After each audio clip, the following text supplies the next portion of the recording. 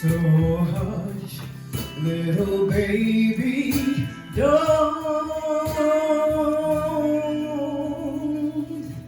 you cry.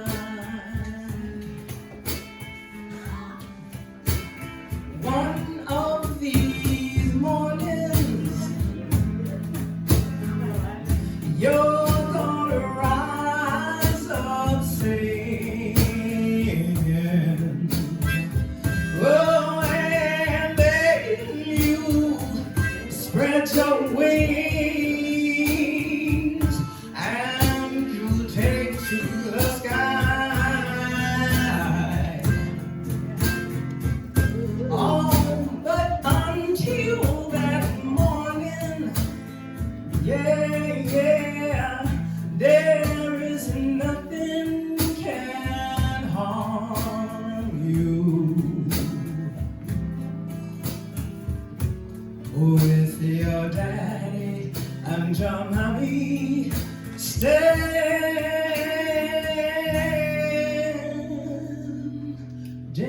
by.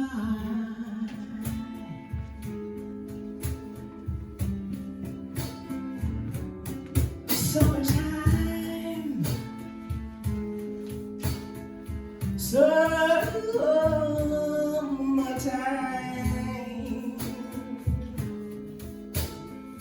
and summertime,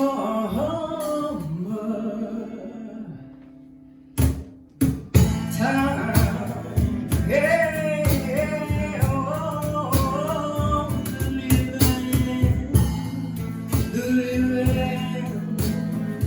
living is supposed to be easy, maybe a little easier than it's been just right now. We're looking forward to some better times if we just stick together. Summertime, yeah. So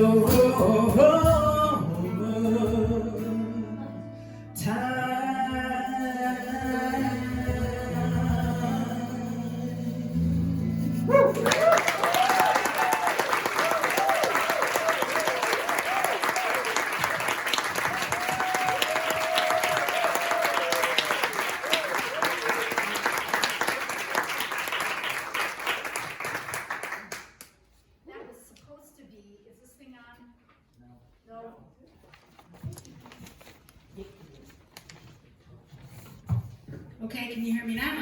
Yeah. That was supposed to be gathering music, but that was more like get everybody's rapt attention on music. I didn't know you could sing like that. Anyway, good morning, and welcome to the Unitarian Universalist Congregation of the Swannanoa Valley. I'm Sally Smith, and I'm a member of the Board of Trustees. We are a liberal congregation without any particular creed, but we do adhere to 8 principles which are printed on the inside of your order of service. And we also have a mission statement that's on the front of your order of service. So if you're not familiar with us, check those out. We like to say that we don't have to think alike to love alike, which means that we welcome everyone. Whether you are young, old, tall, short, have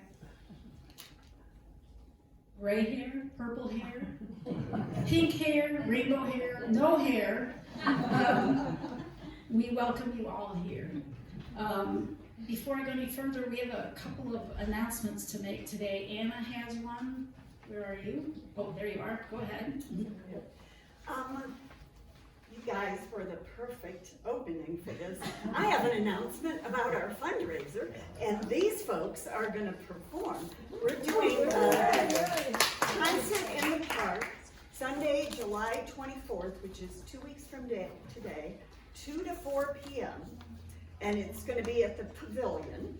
We have 6 acts, so these wonderful folks and lots of other people that you've heard here and loved, including our own choir, and I mean, just too many to mention right now.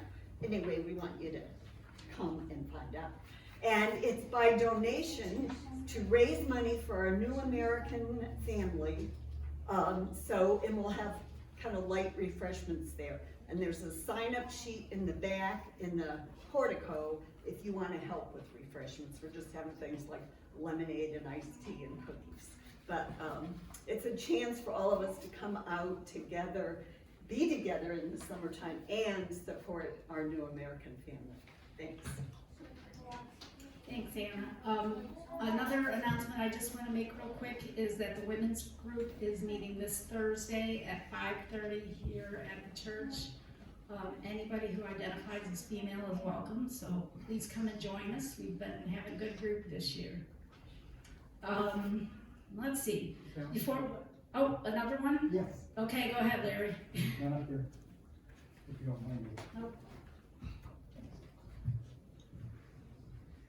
How many of you enjoy talking to other people in the UU family? Okay, and how many of you would actually like to have more time to chat with other people in the UU family?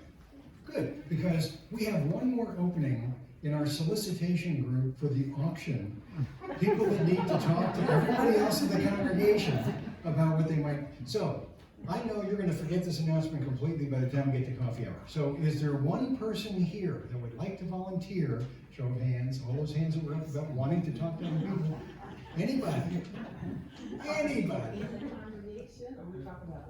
Yeah, no, this is soliciting within the congregation, just talking to your fellow folks about saying, hey, what do you want to get to the auction? One hand? Okay, thank you, Robert. That's why I'm a good auctioneer. Okay, here at the UU, we have a tradition of inviting first or second time visitors to stand and introduce yourselves, tell us where you're from, so we can all welcome you. Is there anybody on this side who would like to stand and introduce themselves? A couple people. Okay, why don't you go first? Hi, I'm Ellen Deeb. I reside in Orlando, but I'm very involved because I've been in California before that. I'm very involved with the Universalist Unitarian Church in Santa Paula, California, which is near Ventura. And I was just there and co-hosted with my friend, Reverend C. Fontus, and I co-hosted the summer solstice service with her. Welcome. Okay, why don't you go now? My name is Mikal Schaefer, and I'm from the UU in Ashland, Oregon. Okay, you came a long way. Okay, anybody else on that side? I'm Jan. I was here last week, and this week my son Jonathan came. Okay, anybody over on the other side? I guess I'm the only one. This is probably the third time I've been here. Okay. Not first or second, but the second time was probably 7 or 8 years ago. Well, I just didn't mention the or if you've been away for a while. My name is Buzz Yoder. I live in Highland Farms, and I'm here this morning with Sydney. Okay, welcome. Anybody else? Oh, We just want to reintroduce you to Jace, our former foster son. His mom and dad are flying to Mexico tonight, and they needed somebody to take care of him for a week. So Jace is back with us. So we're very Okay, if you're new and you would like to learn more about the congregation, there's probably some white cards either in the pew in front of you, or sometimes they're in the hymnals. You can just fill one of those out and leave it at the desk kind of out in the foyer there. Okay, let's see. Before we get any further, we need to read our land acknowledgement statement. The UUCSB acknowledges with respect that the land we are on today is the ancestral home of the Cherokee and of other indigenous people. The Cherokee, through stewardship, understanding, and conservation, survived and thrived in this land. We acknowledge their enduring connection to their homeland. Okay, and with that, could everybody please silence your cell phones or any other noisemakers you might have, and we will let our service begin.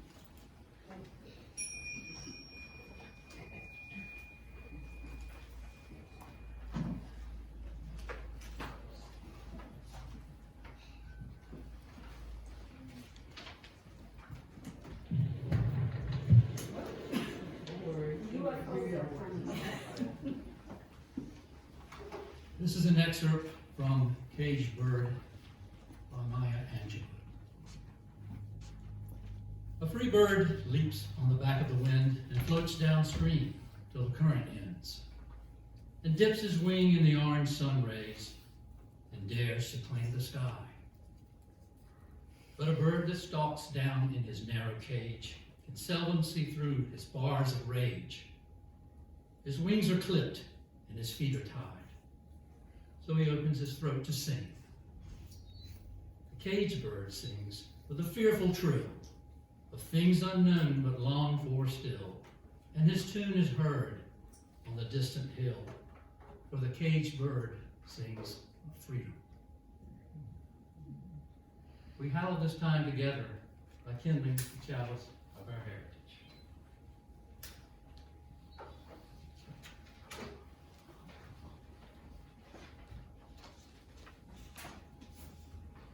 Please stand as you were able to sing hymn 208. The chorus is the first part, and we're going to do that twice at the end.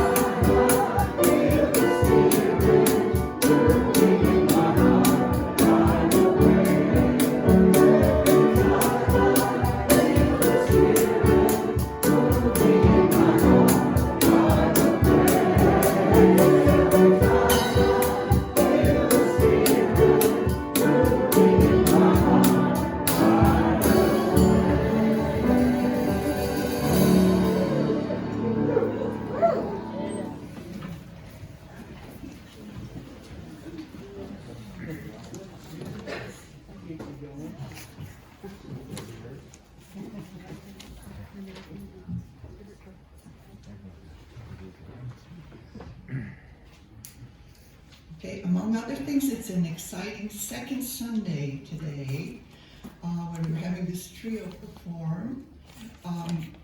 Every second Sunday of the month, we have special performers from our congregation or our community.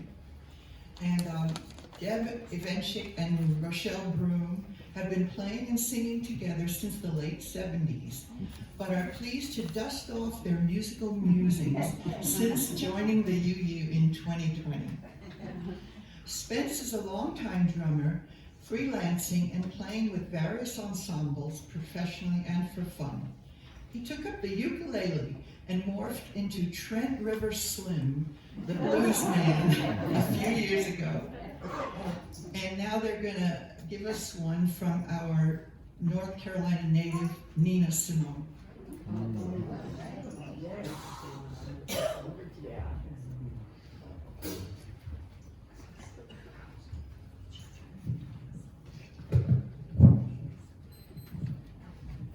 We are so happy to have Spence join us. We have missed percussion for years.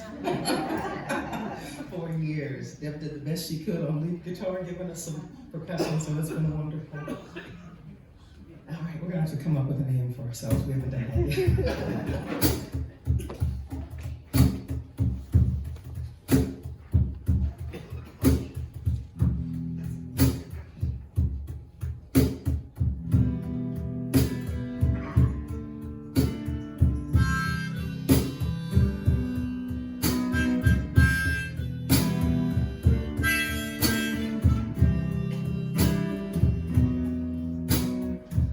Birds flying high, you know how I feel. Sun up in the sky, you know how I feel. Breeze drifting on by, and you know how I feel. It's a new dawn, it's a new day.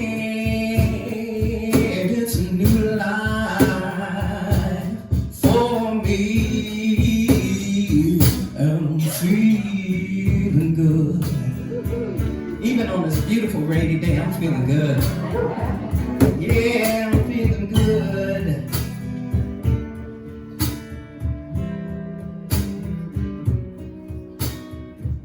Fish in the sea, you know how I feel. River running free, you know how I feel. Blossoms in the trees, you all know how I feel. 'Cause it's a new dawn, it's a new day, and it's a new life for me, yeah, and I'm feeling good.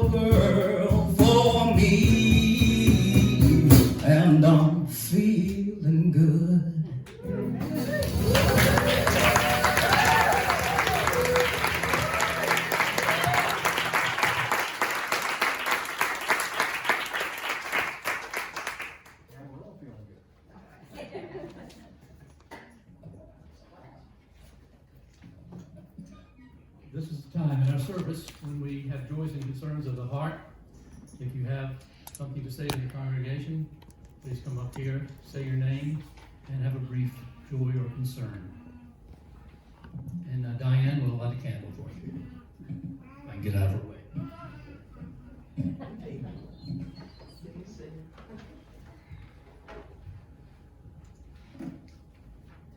Hi, my name is Susan Hurley, and I just wanted to give you an update on Maggie O'Neill.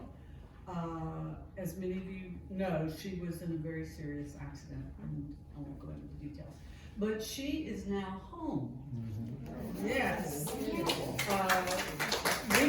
little over a week in the hospital, a week at rehab at Care Partners, and that was a very good experience. And she's still, you know, she's getting around with a walker and then probably a cane and that sort of thing. But yeah, she's home, and I know we're just all pleased about that. So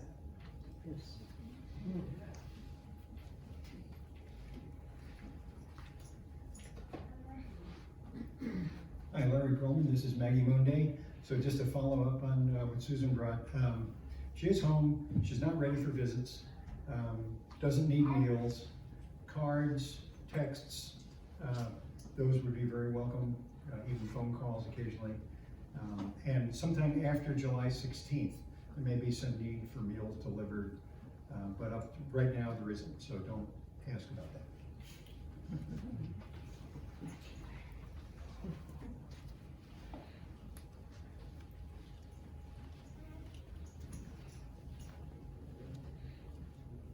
Hi, good morning. I'm Susan Landis. I have a concern that turned into a joy. Earlier this week, my adult daughter was walking the dog, and a bolt of lightning hit an electrical pole that she was near, traveled down the pole through a wooden base and up through the ground and knocked both of them off their feet. Not every day when your daughter tells you something like that. Very luckily, she was not, well, her eyes were injured a little bit, her feet were burned, but she has no damage to her heart or any organs. And my granddaughter, 4.5-year-old granddaughter, was not with her at the time because she probably would have been touching the pole. So when you hear thunder, do not stay outside. I'm just grateful that she's healthy.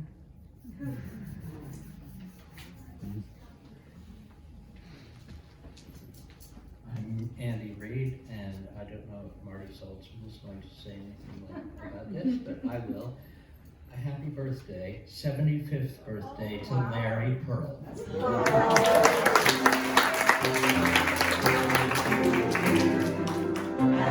birthday to you. Happy birthday, dear Larry. Happy birthday to you.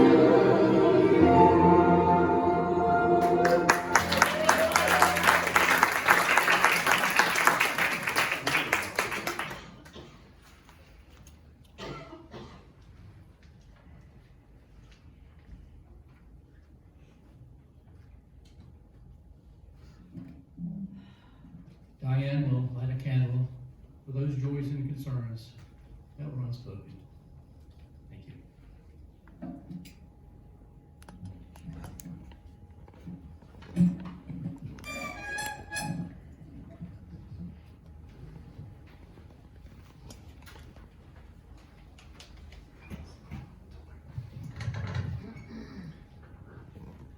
In her own words, Major Commerce is a former professor of history and English, an award-winning author and healer. She is a mother, grandmother, and word medicine woman in the Southern Appalachian Story Medicine tradition, handed down by her grandmother. My partner and wife, Liz Bryan, and I have known Major for 3 years. Meeting her first at an organizing workshop for the Race Relations Station, a community-based racial healing project in Asheville. Liz and I had been seeking a way to heal ourselves from the traumas of growing up in a society defined by white supremacy.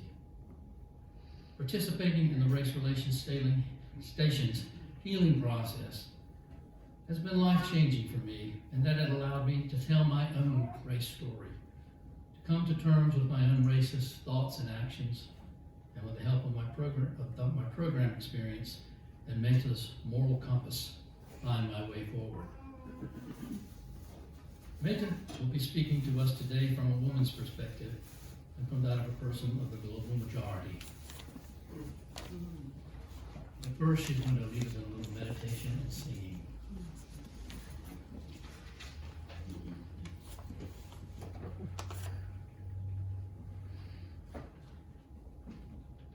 Good morning.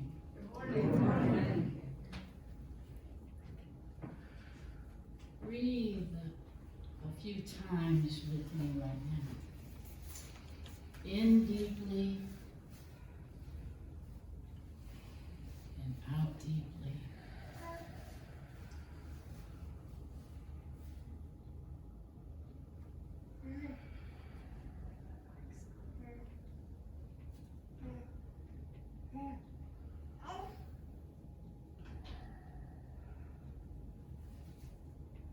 told that there's no better way to quiet yourself than through your breathing.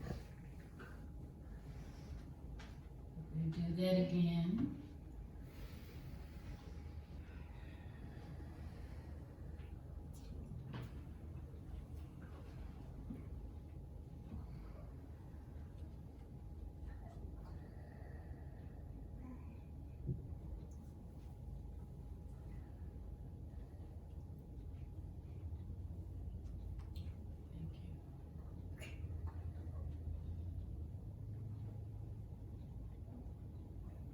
Over my head,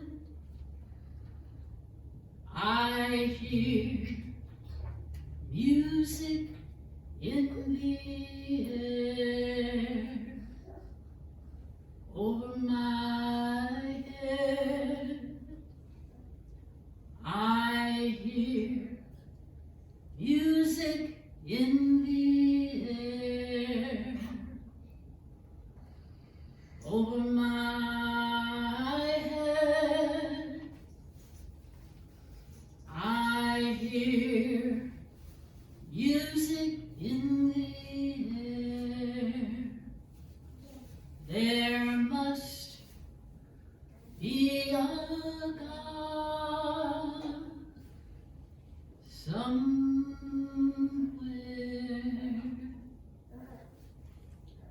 Over my head, I see glory in the air. Over my head, I see glory in the air. Over my head, I see glory in the air. There must be a God somewhere.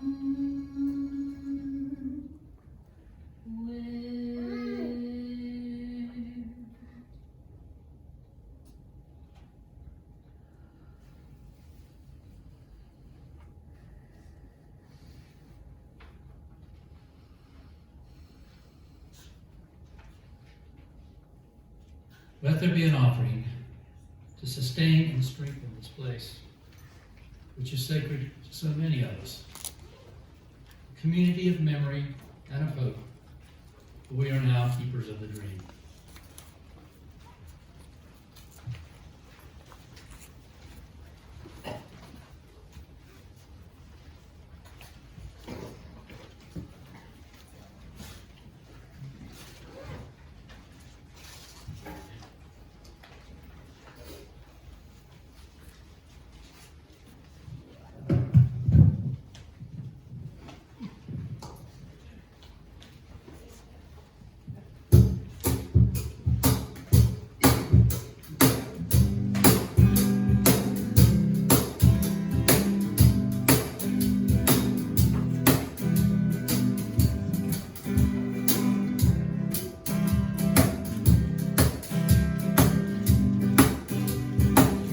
Keep moving on, keep moving on.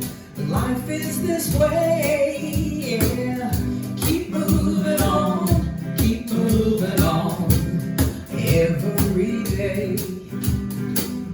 Keep moving on, keep moving on. Life is this way, yeah.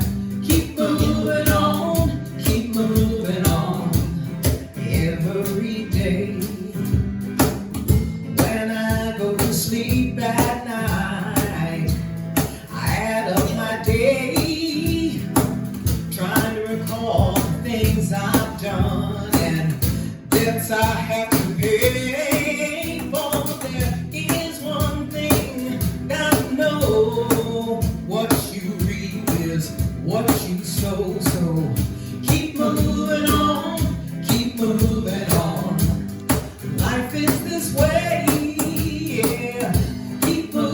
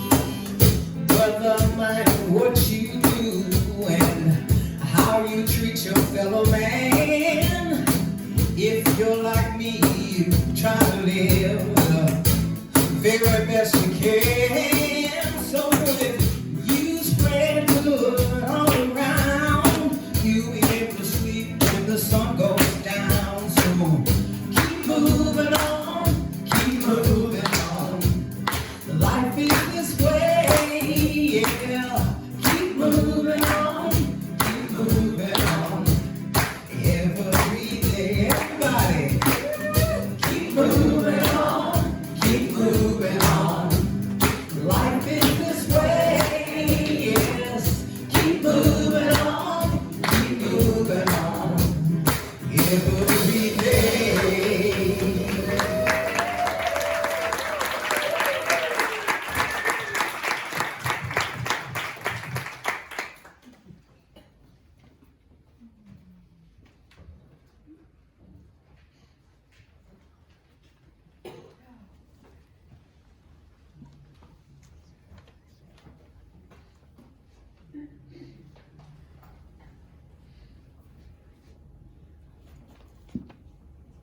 Good morning. Good morning.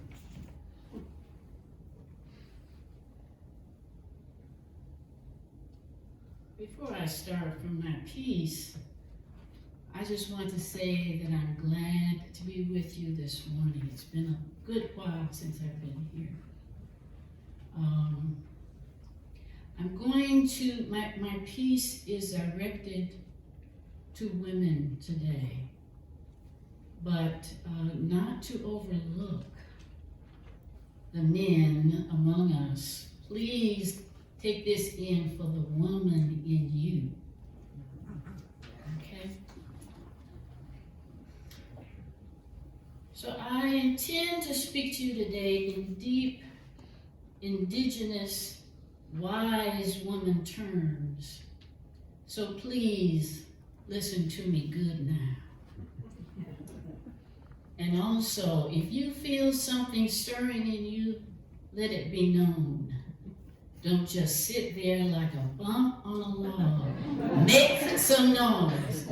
Wave your hand. Do something. Show a sign of life. I'm very serious about that. Amen. Do not quench the spirit.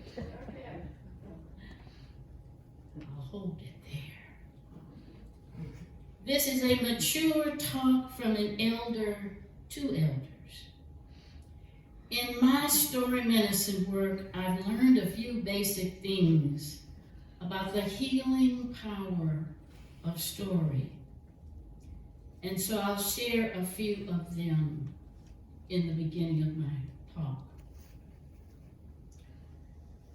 Story is contextual. Each of us has a story that springs from the stories of our people and from the time and place in which we were born.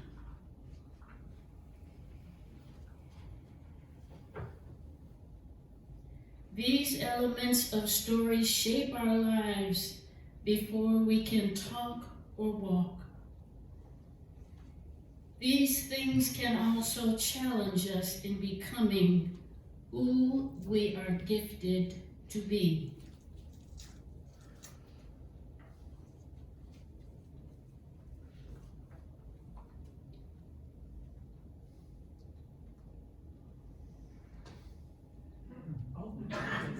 That's you.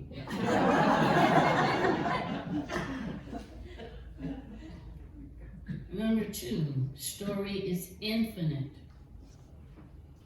Because our story is connected to our parents and forebears that made it possible for us to be here, there is no end to the story before us or after us. Imagine, if you will, a line of people standing behind you that goes back to the beginning of time, and that same line extending in front of you that reaches to the end of time. This has helped me to see a similarity in the challenges that each of us face. And in the similarity is a connectedness, a oneness. This leads me to suspect that there is but one story, and that in our struggle to live and overcome, each of us is playing out a piece of the whole. Story is wealth. No matter where you go, what you attain or do, nothing in life will be of more value than your story. Nothing. This is your legacy to pass on to your children Number 4, story is strong, Sankofa. Sankofa is a Swahili word meaning go back and get it. Go looking for the lost pieces of yourself that you missed in your travels. You want every piece, no matter what it represents or reminds you of. Number 5, story is grounding. When you are feeling tossed and driven, the knowledge of your story is grounding, helping and reminding you that your feet are firmly planted on good soil. Breathe with me now.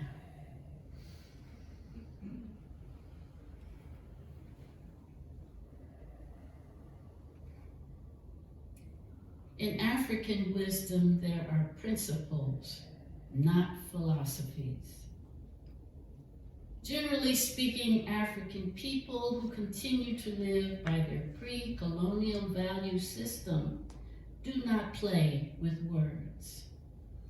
We understand, as Ruiz explains in the 4 Agreements, that words are powerful. And therefore we use our words mindfully, with respect. Here is an example of African wisdom. Each time an elder dies, it is as if a library has burned to the ground. Each time an elder dies, it is as if a library has burned to the ground. Speaking of elders, did you know that there are more elders alive today than at any time in modern history?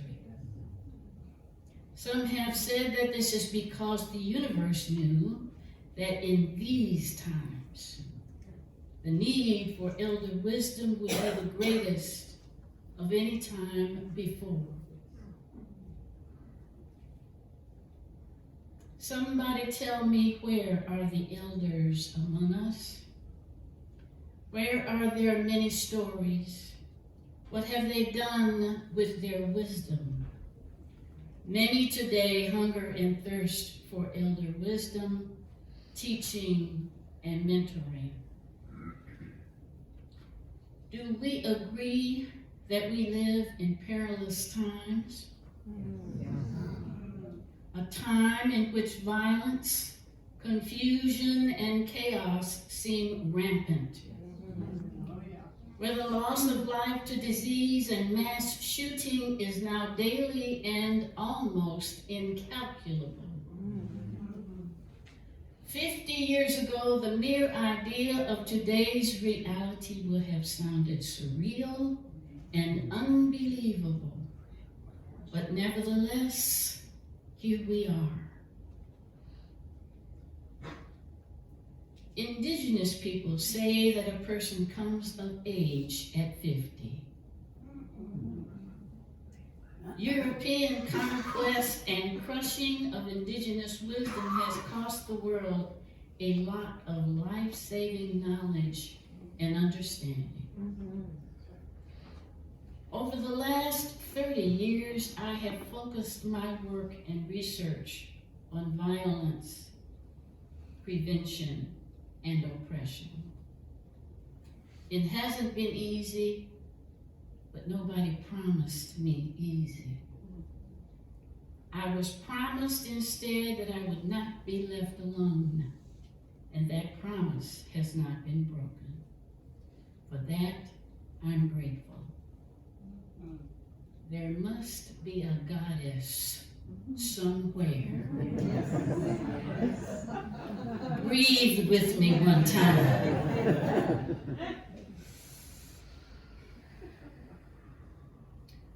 Violence and oppression. I began by seeing violence in terms of energy that either escalates or dissipates depending upon the intervention meeting it. Early on in my work, I learned that domestic violence is not limited to what happens in the home between related people. Rather, it's what happens in our streets because of energy escalating like a fanned flame. What do you suppose is happening in the minds of elementary school children who must regularly practice active shooter drills in their place of learning? What mark will this practice leave on tomorrow's adults? What does this practice tell them about their value in the world, about what's important in the world around them? Now that we've touched on violence, let's touch on oppression. I've learned to understand oppression as structural. That is, with ideas organized around at least 4 connective areas that we're all familiar with. Areas designed first to exclude and separate us from each other. Religion, class, gender, genocide. Systems in and of themselves, each of these areas interact and uphold each other, creating a yet larger and seemingly permanent, pervasive system. Oppression silences us and tricks us out of the truth of who we are and what we are capable of as gifted human beings. I was taught that every human being is born with a gift meant to bless humanity. But oppression divides us, convinces us that we are better or worse, weaker or stronger, more or less deserving than each other. Wars have been fought because of oppression. Example, the Civil War, also known as the Total War, because of the amount of devastation it brought in the nation, fought over slavery when the institution of slavery was based upon false premises, a precept of inferiority. What does this have to do with women? I'm getting there. Stay with me. Before the Civil War, Harriet Tubman risked her life time and again, first to escape slavery herself, attempting to keep her family together, then returning to save others time and again, moving on foot from Maryland to Pennsylvania with help from anti-slavery abolitionists. Then, after the Fugitive Slave Act was passed, Harriet took her people even farther north into Canada. In her years as a conductor on the Underground Railroad, she never lost a passenger. This when she herself was a person who had suffered head trauma and so experienced blackouts at any time. Harriet Tubman was determined to help as many of her people escape slavery as she possibly could. Breathe with me.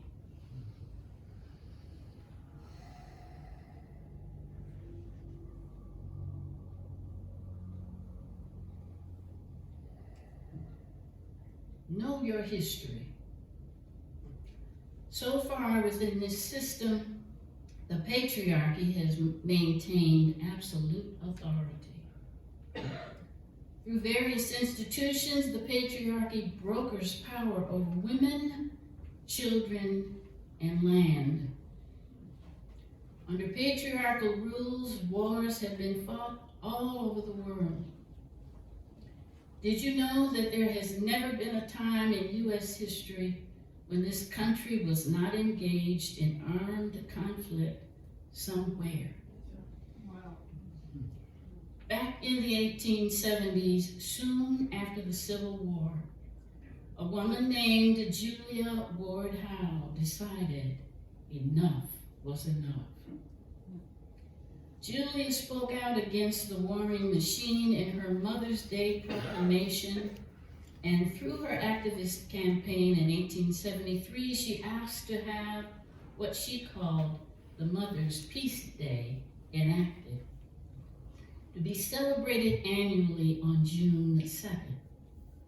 She lifted her voice to say, no, we will not feed this machine. We will not sacrifice our sons. We, mothers of America, will not support war.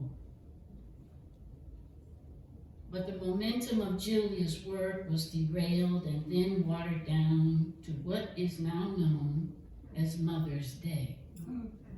Celebrated each year on the second Sunday in May, lining the pockets of the greeting card, candy, and floral industry. We will honor mothers. We will not honor peace, was America's reply to Julia. Breathe with me one time.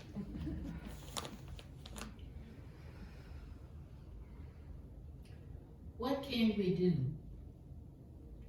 In the shift we are experiencing, the old system is sick and dying.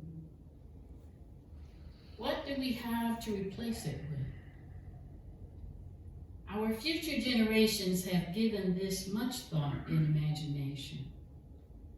How then can we support their work for a better tomorrow? Ask yourself, what can we do? How can we organize in such a way that cannot be bought or sold, derailed or snuffed out? While the shift is happening, how can we as women move peacefully against high-powered firearms, bloodshed, chaos, and destruction that threatens our very lives, families, and communities? To be sure that the shift is occurring, you will notice things intensifying and speeding up. And as this happens, you will be at a loss to describe exactly what you are seeing and experiencing, because you will not have adequate language for it. It is in these times that your story will come in very handy to you and those around you who rely upon you for elder guidance. Example, if you were listening to reporters on January 6, 2021, you heard them groping for words they needed to tell what was happening right before their eyes. They were not prepared for this experience because it was a far cry from what they had been conditioned and trained to expect. I tell you that we women can do more than face the world. We can face ourselves. We can face the power we have and have so far misused. We can decide to use it for the greater good of all and to withdraw our support from the patriarchy.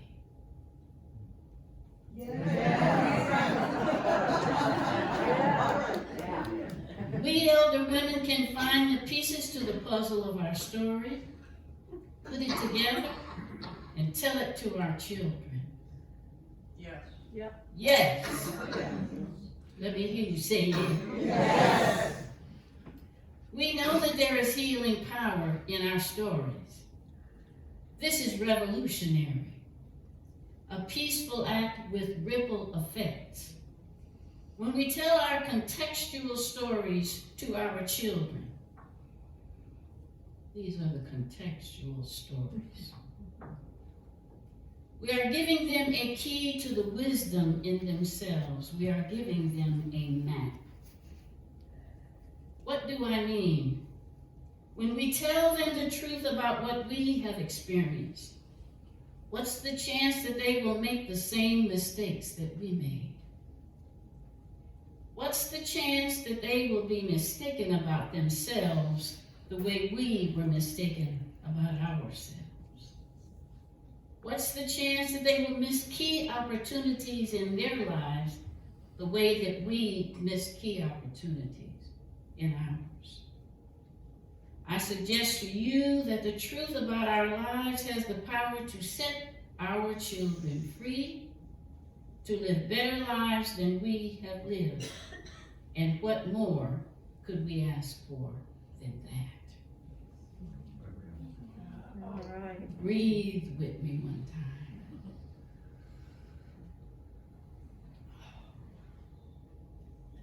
There's a power we have that is and always was hiding in plain sight. In plain sight only because we have been so distracted from our stories, so busy keeping up in a world oversaturated with information that we haven't realized what we were missing. But now we can seize our power for ourselves, each one reclaiming what is rightfully ours. There is wealth in your story. Not necessarily a monetary wealth, but rather a spiritual wealth. Yours to pass on to your children. Who knows how much peace there is hidden in our stories? I can only imagine it. I'm going to call the roll now. Where are the elder women, wise and strong enough in heart to reconstruct the story that the world has stolen from us? Committed enough to then turn around once we have taken the medicine from it and gift it to our children so that they can use it as a light for their journeys. Where are the elder women? Where is the woman in me? She is here and she is queer. I learned this in the 20-year span that it took me to write my memoir.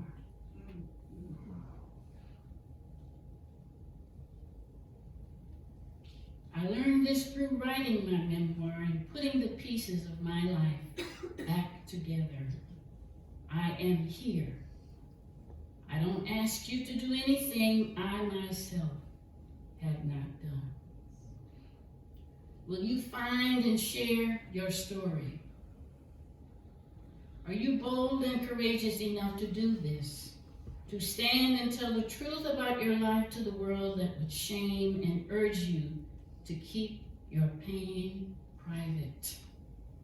Remember, private pain, pain kept private will never stop hurting.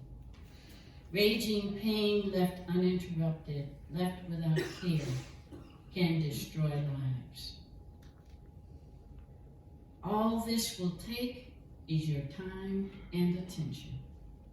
Tell me, is your life, your future, and the lives of future generations worth this much?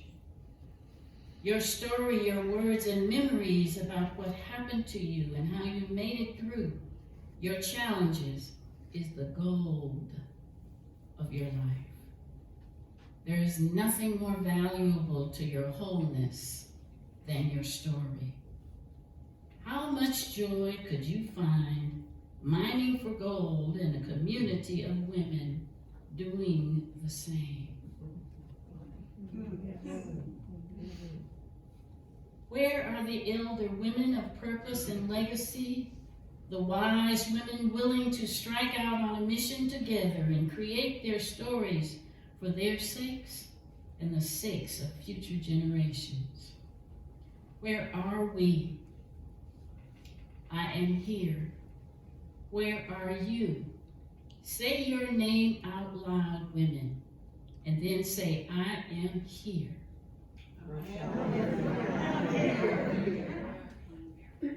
Thank you. Women, the patriarchy has outworn itself and has nothing more than violence and power brokering to offer the world. It is our time. It is time for peace. Let us as elder women discover and share our life-giving power with the world now, when the world needs us most. If you're interested in this kind of collective movement, sign the sheet at the book table, and we will reach out to you. Thank you so much, and do be blessed. Ashe.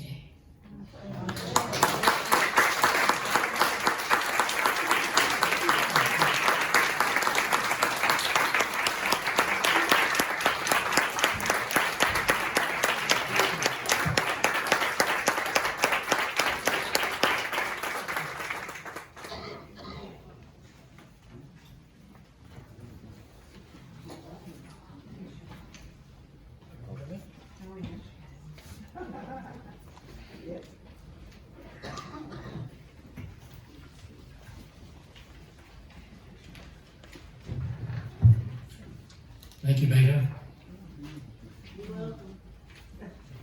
Our closing hymn is number 210, Wade in the Water.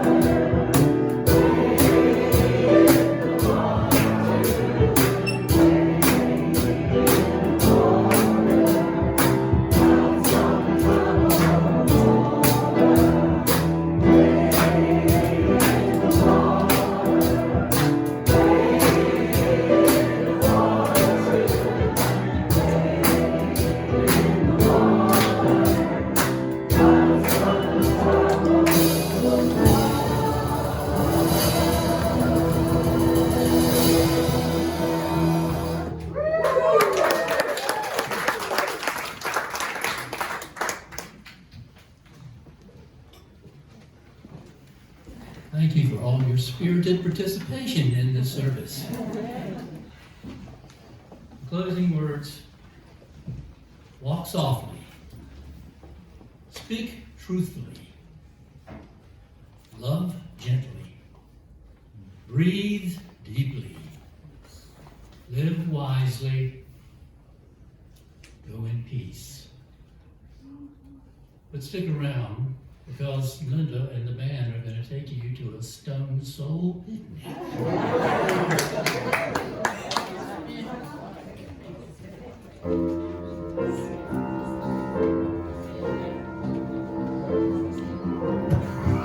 Meta will be in the portico, and she has her memoir for sale.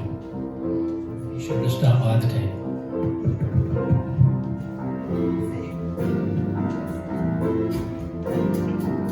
And I know you know this one.